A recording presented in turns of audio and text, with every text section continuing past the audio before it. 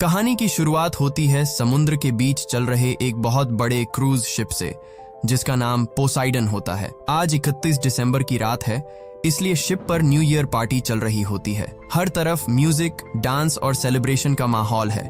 लोग नए साल का इंतजार कर रहे होते हैं। इसी पार्टी एरिया में हमें डिलन दिखाई देता है, जो कार्ड्स खेल रहा होता है। वह ज्यादातर अकेले रहना पसंद करता है। दूसरी तरफ रॉबर्ट अपनी बेटी जेनिफर और उसके बॉयफ्रेंड क्रिश्चियन के साथ पार्टी में मौजूद होता है। वहीं मैगी नाम की एक औरत अपने छोटे बेटे कॉनर के साथ शिप पर ट्रैवल कर रही होती है। कॉनर शिप को लेकर काफी एक्साइटेड होता है और हर चीज ध्यान से देख रहा होता है। सब कुछ नॉर्मल चल रहा होता है, लेकिन कंट्रोल रूम में अचानक कैप्टन को रेडार पर समुद्र की तरफ से एक बड़ा मूवमेंट दिखाई देता है। पहले ऑफिसर्स को लगता है कि ये नॉर्मल वेव होगी, लेकिन जब कैप्टन दूरबीन से सामने देखता है तो उसे एक बहुत बड़ी वेव सीधा शिप की तरफ आती दिखती है। कैप्टन तुरंत शिप को मोड़ने की कोशिश करता है, लेकिन इतना बड़ा क्रूज शिप कुछ सेकंड्स में टर्न नहीं हो सकता। वेव तेजी से करीब आ रही होती है। अब कैप्टन इमरजेंसी अलार्म बजा देता है और अनाउंसमेंट करवा देता है कि सभी लोग खुद को संभाल लें। फिर अलार्म सुनकर सभी घबरा जाते हैं। कोई अपनी फैमिली को ढूंढने लगता है, लेकिन तब तक वेव शिप के बिल्कुल पास पहुंच चुकी होती है। अगले ही पल जायंट वेव शिप से जोर से टकराती है। टक्कर इतनी तेज होती है कि पूरा शिप एक तरफ झुक जाता है। हॉल में टेबल्स, चेयर्स और बाकी सामान हवा में उछलने लगता है। कई लोग दीवारों से टकराते हैं, कुछ पानी में गिर जाते हैं और कुछ ब्लास्ट की वजह से वहीं मारे जाते हैं। कुछ ही सेकंड्स में पूरा शिप उल्टा हो जाता है। कुछ देर बाद हॉल में बचे हुए लोग संभलने की कोशिश करते हैं। कोई अपने फैमिली मेंबर को ढूंढ रहा होता है, कोई घायल लोगों की मदद कर रहा होता है। तभी शिप का एक ऑफिसर हॉल में आता है और सभी को शांत रहने के लिए कहता है। वह बताता है कि शिप एक बड़ी वेव से टकराकर पलट चुका है। बाहर जाने के सारे रास्ते नीचे पानी में डूब चुके हैं, इसलिए किसी को भी हॉल छोड़कर बाहर नहीं जाना चाहिए। ऑफिसर ये भी बताता है कि वेव के टकराने से पहले रेस्क्यू सिग्नल भेज दिया गया था। ज्यादातर लोग ऑफिसर की बात मान लेते हैं, लेकिन डिलन को उस पर भरोसा नहीं होता। वह पहले नेवी में रह चुका है। डिलन हॉल की वॉल पर लगे शिप मैप को देखता है। उसे पता चलता है कि नीचे वाले सारे एग्जिट पानी में डूब चुके हैं। बाहर निकलने का चांस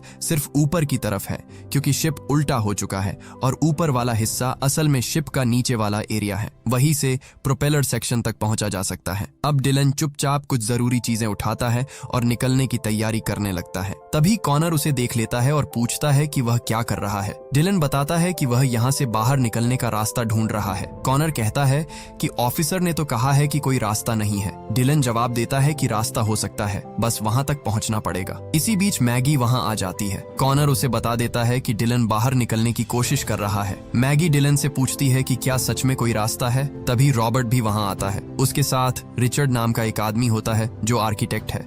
रिचर्ड शिप की डिजाइन समझता है, इसलिए वह डिलन की बात से अग्री करता है। रॉबर्ट भी डिलन के साथ जाने का फैसला करता है, क्योंकि उसकी बेटी जेनिफर शिप के दूसरे हिस्से में फंसी हो सकती है। डिलन पहले किसी को साथ ले जाने के लिए तैयार नहीं होता। वह कहता है कि वह अकेले काम करता है, लेकिन मैगी अपने बेटे के साथ फंसी हुई होती है। रॉबर्ट अपनी बेटी को ढूंढना चाहता है और रिचर्ड जानता है कि हॉल में रुकना सही नहीं है। आखिर में डिलन उन्हें साथ आने देता है। अब इन्हें ऊपर जाने का रास्ता चाहिए होता है। रॉबर्ट शिप के वेटर वैलेंटाइन से पूछता है कि क्रू एरिया से ऊपर जाने का कोई शॉर्टकट है या नहीं। वैलेंटाइन पहले रास्ता बताने से मना करता है। वह कहता है कि ऑफिसर ने हॉल छोड़ने से मना किया है और वह रास्ता खतरनाक है। रॉबर्ट उसे पैसे देने की बात करता है। वैलेंटाइन थोड़ा सोचने के बाद रास्ता दिखाने के लिए तैयार हो जाता है। अब Dylan, Maggie, Connor, Robert, Richard और वैलेंटाइन हॉल छोड़कर आगे बढ़ जाते हैं। नीचे हॉल में मौजूद लोग उन्हें जाते हुए देख लेते हैं। ऑफिसर बाकी लोगों से कहता है कि ये लोग गलती कर रहे हैं। फिर वह गार्ड्स से डोर्स बंद करने को कहता है ताकि कोई और बाहर न जा सके। डिलन और बाकी लोग अब शिप के अंदर ऊपर की तरफ बढ़ने लगते हैं। रास्ते में टूटे हुए सामान, पानी और डेड बॉडीज पड़ी होती है। शिप उल्टा होने की वजह से हर चीज अपनी जगह से हट चुकी होती है। कुछ देर बाद वे लोग एलिवेटर एरिया में पहुंचते हैं, जहां आगे का रास्ता टूट चुका होता है। सामने वाली साइड तक जाने के लिए कोई प्रॉपर फ्लोर नहीं बचा होता। डिलन देखता है कि एक एलिवेटर ऊपर अटका हुआ है और उसका डोर आधा खुला है। अगर वे उस एलिवेटर तक पहुंच जाएं, तो दूसरी साइड जा सकते हैं। अब वे लोग एक लंबी मेटल बेंच को ब्रिज की तरह इस्तेमाल करते हैं। बेंच को दोनों साइड्स के बीच फंसाया जाता है और डिलन सबसे पहले आगे बढ़ता है। वह सामने पहुंचकर डोर खोलने की कोशिश करता है, लेकिन डोर नहीं खुलता। तभी उसकी नजर ऊपर अटके हुए एलिवेटर पर जाती है।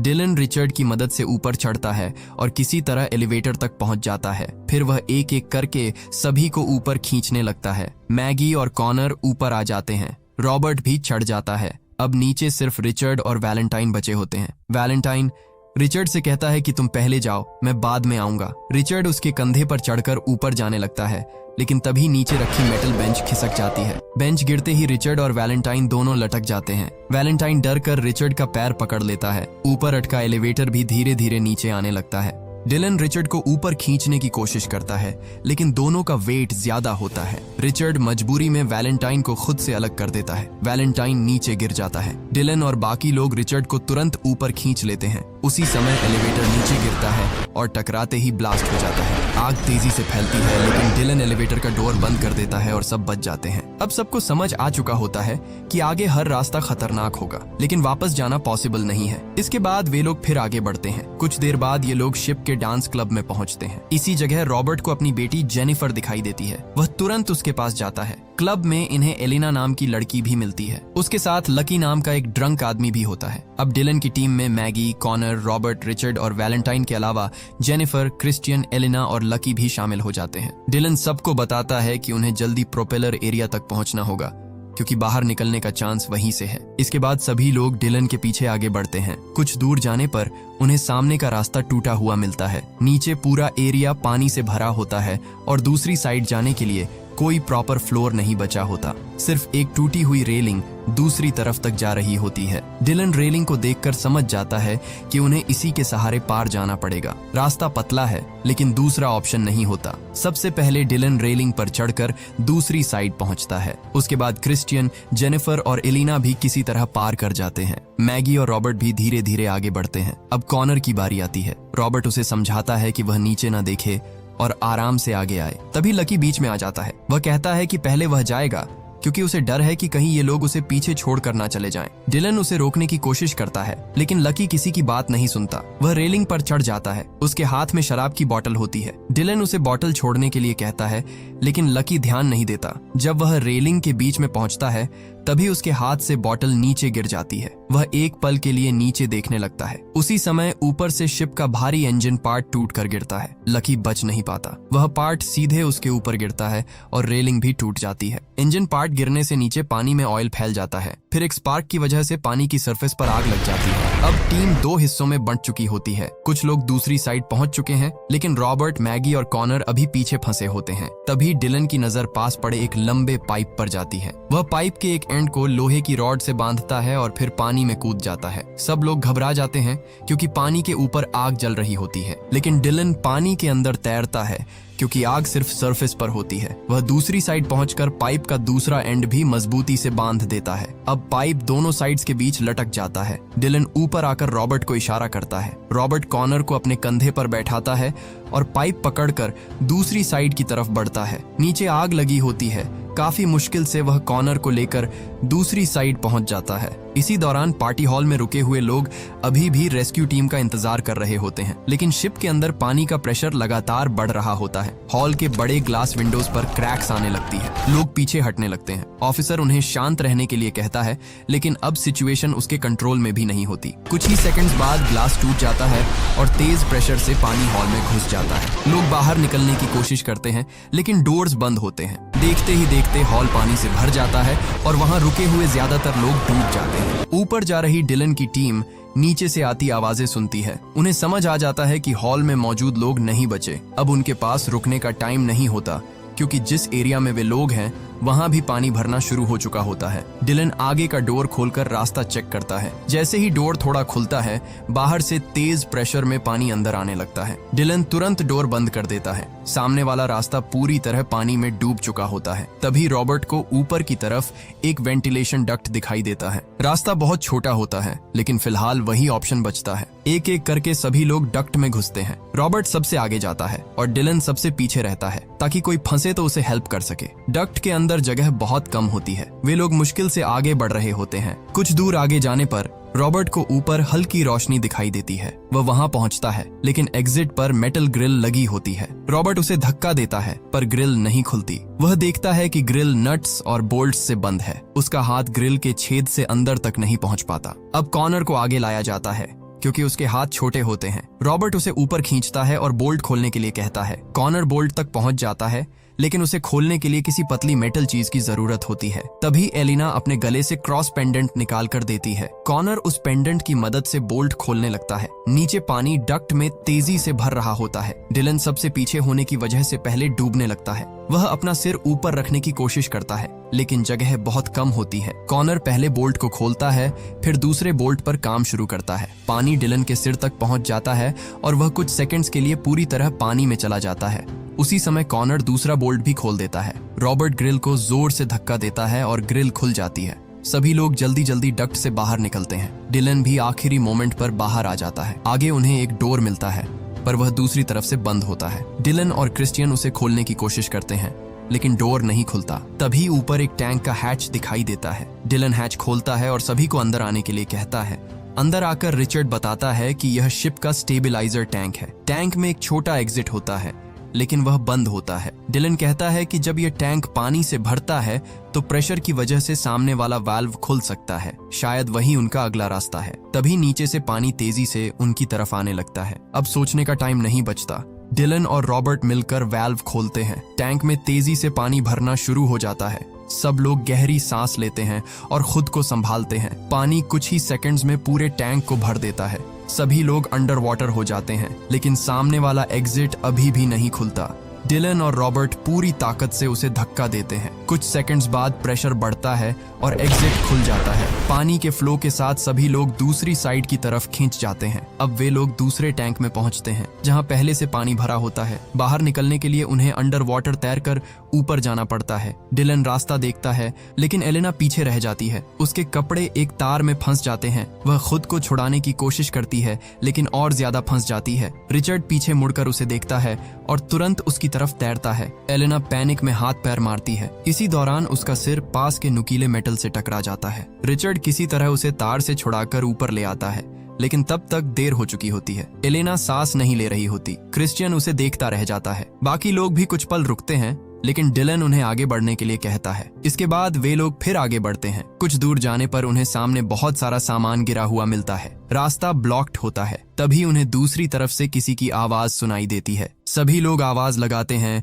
और जल्दी जल्दी सामान हटाने लगते हैं। उन्हें लगता है कि शायद कोई रेस्क्यू टीम आ गई है, लेकिन रास्ता साफ होने पर पता चलता है कि आवाज किसी इंसान की नहीं, बल्कि एक टेलीफोन से आ रही थी। फोन उल्टा लटका हुआ होता है और उसमें से रिकॉर्डेड आवाज चल रही होती है। यह देखकर सब निराश हो जाते हैं, लेकिन डिलन मैप चेक करके बताता है कि प्रोपेलर एरिया अब बहुत पास है। सभी लोग आगे बढ़ते हैं और कुछ देर बाद प्रोपेलर एरिया के पास पहुंच जाते हैं। सामने देखते ही सब रुक जाते हैं, क्योंकि जिस रास्ते से उन्हें बाहर निकलना था वह पूरा एरिया पानी से भरा होता है। बड़े बड़े प्रोपेलर्स भी पानी के अंदर डूबे होते हैं। डिलन कुछ देर तक एरिया देखता है, लेकिन उसे कोई साफ रास्ता नहीं मिलता। रॉबर्ट उसके पास आता है और कहता है कि तुमने हमें यहाँ तक लाकर सही किया। अगर हम हॉल में रुके होते तो अब तक मर चुके होते। तभी शिप के किसी निचले हिस्से में जोरदार ब्लास्ट होता है। पूरा शिप हिल जाता है और ऊपर से सामान टूटकर गिरने लगता है। इस ब्लास्ट की वजह से शिप का बैलेंस बदलता है और प्रोपेलर एरिया धीरे धीरे पानी से बाहर आने लगता है। कुछ ही सेकंड्स में वहां भरा पानी दूसरी तरफ चला जाता है और रास्ता साफ दिखाई देने लगता है। डिलन तुरंत सबको आगे बढ़ने के लिए कहता है। सभी लोग प्रोपेलर सेक्शन की तरफ जाते हैं। सामने एक बड़ा डोर होता है। रिचर्ड सबसे आगे जाकर उसे खोलने की कोशिश करता है। जैसे ही डोर खुलता है, अंदर से तेज एयर प्रेशर आता है और डोर जोर से रिचर्ड के फेस पर लगता है। वह पीछे गिर जाता है। रॉबर्ट और डिलन उसे चेक करते हैं, लेकिन चोट सीरियस होती है। डिलन सबको रुकने नहीं देता, क्योंकि शिप अब भी डूब रहा होता है। रॉबर्ट डोर के अंदर लाइट डालकर देखता है। सामने शिप के बड़े फैंस घूम रहे होते हैं। शिप उल्टा होने की वजह से फैंस बाहर की हवा अंदर खींच रहे होते हैं। क्रिश्चियन कहता है कि फैंस बंद करने होंगे। डिलन शिप का मैप चेक करता है और उसे पता चलता है कि फैंस का कंट्रोल रूम नीचे है। वहां जाने के लिए पानी के अंदर लंबा रास्ता पार करना पड़ेगा। डिस्टेंस काफी ज्यादा होता है,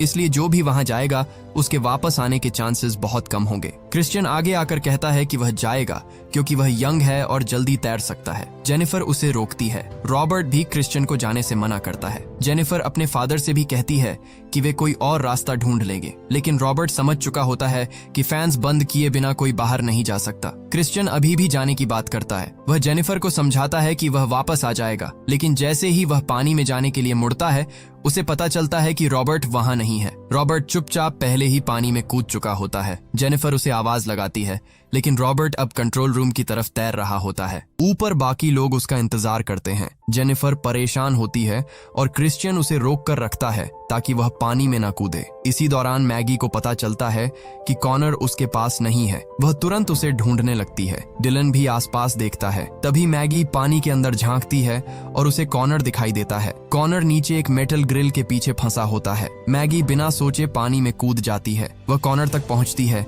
लेकिन ग्रिल बंद होती है। वह उसे खींचने की कोशिश करती है पर ग्रिल नहीं खुलती। कॉनर अंदर से हाथ मार रहा होता है और उसकी सांस रुकने लगती है। मैगी ऊपर आकर मदद के लिए चिल्लाती है। डिलन तुरंत पानी में कूदता है। वह नीचे जाकर ग्रिल चेक करता है। ग्रिल अटकी होती है लेकिन पूरी तरह लॉक्ड नहीं होती। डिलन जोर लगाकर उसे खोलने लगता है। मैगी भी नीचे जाती है और कॉनर को शांत रहने का सिग्नल देती है। कुछ सेकंड्स बाद डिलन ग्रिल खोल देता है और कॉनर को बाहर निकाल लेता है। तीनों ऊपर आते हैं। कॉनर तेज सांस लेता है और मैगी उसे पकड़ लेती है। डिलन भी खुद को संभालता है लेकिन रॉबर्ट अभी तक पानी के अंदर ही होता है। दूसरी तरफ रॉबर्ट कंट्रोल रूम तक पहुंच चुका होता है। रॉबर्ट फैन शटडाउन बटन ढूंढता है। उसे पैनल पर फैन कंट्रोल मिल जाता है लेकिन शटडाउन बटन टूट चुका होता है। अब उसकी सांस खत्म होने लगती है। वह पैनल पकड़कर खुद को संभालता है।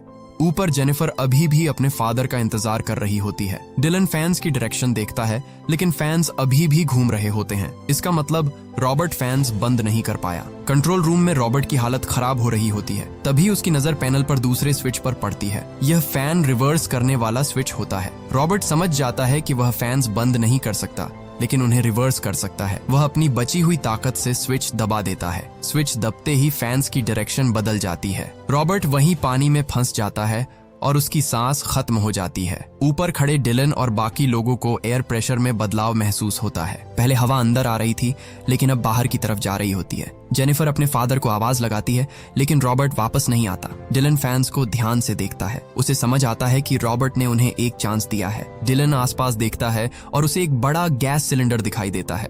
वह क्रिश्चियन को इशारा करता है। दोनों मिलकर सिलेंडर को फैन के पास खींचते हैं। डिलन कहता है कि अगर सिलेंडर फैन से टकराया तो ब्लास्ट से फैन रुक सकता है। अब सभी लोग पीछे हट जाते हैं। इसके बाद डिलन और क्रिश्चियन मिलकर सिलेंडर को फैन की तरफ धकेलते हैं। हवा के प्रेशर से सिलेंडर तेजी से आगे जाता है और सीधे फैन ब्लेड से टकराता है। अगले ही पल जोरदार ब्लास्ट होता है। चारों तरफ आग और स्मोक फैल जाता है। सभी लोग नीचे झुककर खुद को बचाते हैं। कुछ सेकंड्स बाद जब स्मोक थोड़ा साफ होता है तो डिलन सामने देखता है। फैन रुक चुका होता है। अब बाहर निकलने का रास्ता खुल गया था। डिलन तुरंत सबको आगे बढ़ने के लिए कहता है। मैगी कॉनर को लेकर आगे आती है। क्रिश्चियन जेनिफर को साथ चलने के लिए बोलता है लेकिन जेनिफर वहीं रुक जाती है। वह कहती है कि उसके फादर वापस आएंगे। क्रिश्चियन उसे समझाता है कि रॉबर्ट ने फैंस रिवर्स करके सबकी जान बचाई है। जेनिफर आखिरकार क्रिश्चियन की बात मानती है और उसके साथ आगे बढ़ती है। अब सभी लोग फैन वाले रास्ते से बाहर निकलते हैं। शिप का आउटर हिस्सा स्लिपरी होता है और हर तरफ पानी गिर रहा होता है। बाहर रात का अंधेरा है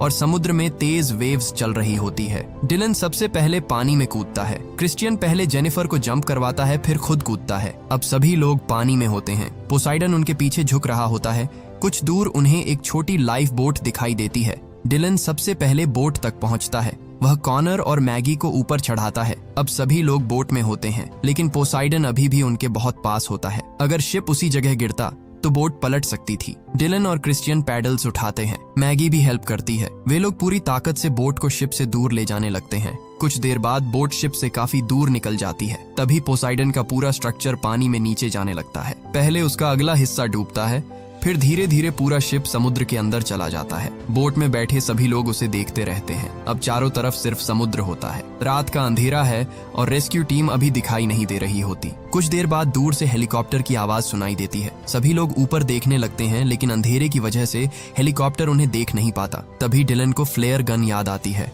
वह फ्लेयर गन निकालता है और आसमान की तरफ शूट करता है। फ्लेयर की तेज रोशनी अंधेरे में फैल जाती है। हेलीकॉप्टर वाले उस लाइट को देख लेते हैं और बोट की तरफ मुड़ जाते हैं। कुछ ही देर में रेस्क्यू हेलीकॉप्टर उनके ऊपर पहुंच जाता है। इसी के साथ पोसाइडन मूवी की कहानी खत्म होती है। हमारे साथ हमेशा ऐसे ही जुड़े रहने के लिए चैनल को सब्सक्राइब कर लीजिए। जल्दी मिलेंगे अगले वीडियो में।